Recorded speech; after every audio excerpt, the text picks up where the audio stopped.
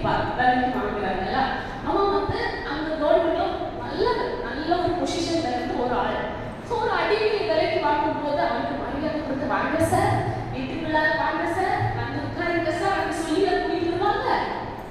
எவ்வளோ ஒரு அடிச்சு துன்புறுத்தி வீட்டுக்குள்ளார கூட்டிட்டு வந்திருப்பாங்க இல்லையா? அப்போ அதுக்காக அவன் ஏதாவது தப்பு செஞ்சானா? எந்த தப்புமே செய்யல.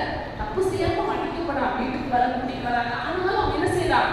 இந்த சிச்சுவேஷன்லயும் அவன் உண்மையாக அந்த விலகலையே ஏசப்பாவை நேசிச்சுக்கிட்டே இருக்கான்.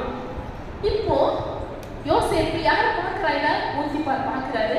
எல்லாத்துலயும் உண்மையா இருக்காரு. பைபிள் சொல்லுது, உண்மை உள்ள மனுஷனுக்கு தான் பரிபூர்ண ஆசீர்வாதம். நீ கொஞ்சத்துல உண்மையா இருந்தா அனைவருக்குமே உண்மை அதிகாரியாக வைப்பாங்க. இது யோசிப்போட வாழ்க்கையில அங்க நடக்குது. ஏன்னா அவன் உண்மையா இருக்கான். அவன் என்ன செய்யறாரு? வீட்டுக்கு எல்லாம் அதிபதி ஆகிறார். சூப்பராக வேலை போயிட்டு இருக்கு, கரெக்டா செய்யலாம். இப்போ அவனுக்கு ஒரு பெரிய பிரச்சனை வருது. சின்ன பிள்ளைங்க கவனிக்கணும்,